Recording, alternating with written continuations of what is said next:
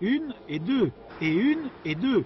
Je devrais plutôt dire Adin, Dva, puisqu'il s'agit d'un cours de musculation russe pour les deux cosmonautes français, Claudie André-Deshaies et Jean-Pierre Aigneret. L'entraînement classique, somme toute, réservé à tous ceux qui fréquentent la Cité des Étoiles dans la banlieue de Moscou. Séance de tabouret tournant, jusqu'à ce que vertige s'ensuive, ou traditionnelle épreuve de l'accélération dans la centrifugeuse. Habituellement, cet entraînement dure 2 ans, mais Jean-Pierre Aigneret connaissait déjà pratiquement toute l'affaire puisqu'il avait suivi en doublure les préparatifs du vol de Michel Tognini. Non, l'exploit est plutôt du côté de la première cosmonaute française qui a appris le même programme en 9 mois seulement. Au cours de ce vol baptisé Altaïr, le nom d'une étoile très lumineuse, Jean-Pierre Aigneret réalisera une douzaine d'expériences scientifiques à bord de la station Mir. Le matériel utilisé pour rejoindre cette station reste immuable. Vaisseau de transport Soyouz, dont même la faucille et le marteau soviétiques n'ont pas été repeints.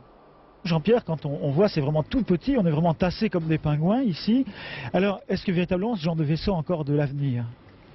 Ben oui, il a un avenir parce que d'abord il montre sa fiabilité. C'est un système finalement extrêmement rustique qui ne coûte pas tellement cher et qui part à l'heure pour arriver là où il veut, quand il veut, ce qui n'est pas toujours le cas des navettes, ni la navette américaine, on le voit encore récemment avec des deux, ni d'ailleurs Buran. Je pense que si on devait le mettre en œuvre, ça aurait été le cas avec Hermès si on l'avait eu.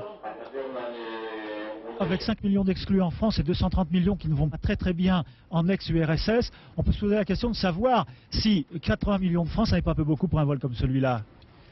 Pour 230 millions de personnes, 80 millions de francs, c'est pas beaucoup, mais ça représente quand même une somme qui permet à tous les gens qui travaillent dans le complexe spatial de pouvoir continuer à travailler et de gagner leur vie, d'acheter du pain. Donc c'est un effort que l'on a fait pour supporter le programme spatial russe. D'autre part, pour nous, 80 millions de francs, ça représente à peu près, sur un programme qui dure 2 ans, 1 franc par Français actif, c'est-à-dire 2 cigarettes, un Malabar, et c'est très peu par rapport à ce que représente l'accès à l'orbite basse dans laquelle on peut faire un nombre d'expériences considérable. L'aventure spatiale pour le prix d'un chewing-gum, que demander de plus?